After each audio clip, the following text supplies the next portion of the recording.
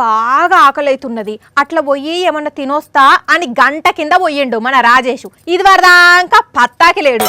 మరి తింటున్నాడో బిల్లు కట్టలేదని బాసన్లు తోమిస్తే తోముతున్నాడో కదా. రండి బాబు రండి, దాకా తినండి.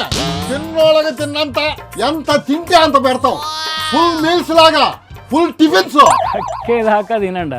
ఏంది బాబాయ్ వెరైటీ పేరు పెట్టినావు కక్కేదాకా తినండి అని? ఈ మధ్యన పేర్లు వెరైటీగా కానీ లేకుండా ఉంటే కస్టమర్లు రావటం లేదా?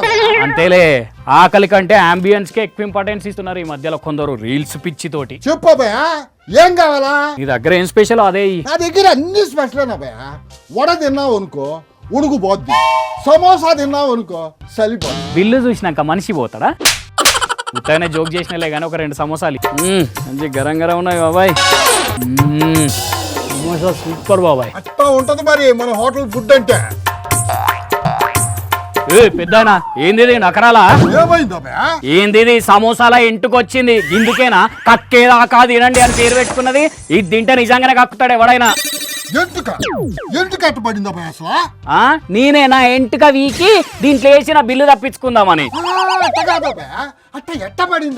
ఎట్లా పడితేంది ఎవరెంటుకనో ఏందో, స్నానం అన్నా చేసిండ్రో చేయలేదో, ఈ ఎంట్రుకకి ఎంత సుంటున్నదో ఏం పాడో నేను చూసుకోకుండా సమోసా మొత్తం తినేసిన.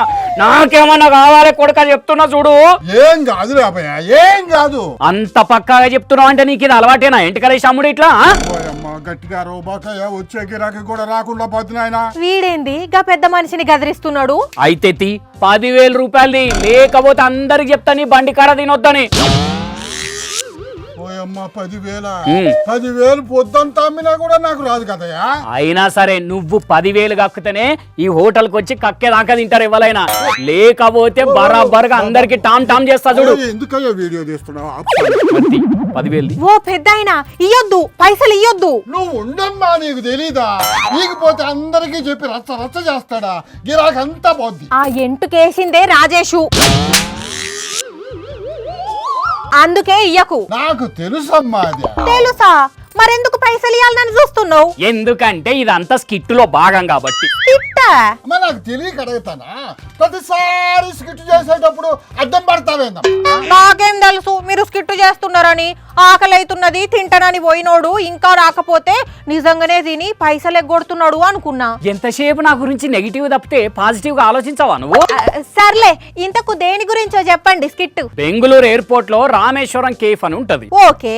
అందులోకి పోయిన ఒక కస్టమర్ అట పొంగల్ కొని అందులో ఆయననే పురుగేసి పురుగులున్న ఫుడ్ పెట్టిండ్రు మాకు అనుకుంటా వీడియో తీసి ఆ వీడియోను హోటల్ ఓనర్ కు పంపించిండట. ఎందుకు? 25 లక్షలు ఇస్తే వీడియో డిలీట్ చేస్తా, లేకుంటే సోషల్ మీడియాలో పోస్ట్ చేసి ఇజ్జత్ తీస్తా అని బ్లాక్ మెయిల్ చేసిండట. అయ్యా, మరి ఇచ్చిండ్రా డబ్బులు? అంత లేదు. వెంటనే ఆ హోటల్ అయిన పోలీసులకు ముచ్చట చెప్పి ఆడు పంపిన మెసేజ్లు కాల్ రికార్డులు అన్ని వినిపించిండట. కేసు ఫైల్ చేసిండ్రు అని మీద. కాకపోతే అప్పటికే వాడు సోషల్ మీడియాలో వీడియో పోస్ట్ చేసిండు. అయ్యో, అందుకే వెంటనే ఇది ఫేక్ వీడియో నమ్మకండి అని ఒక ప్రెస్ నోట్ రిలీజ్ చేసిండ్రు ఆ హోటల్ వాళ్ళు.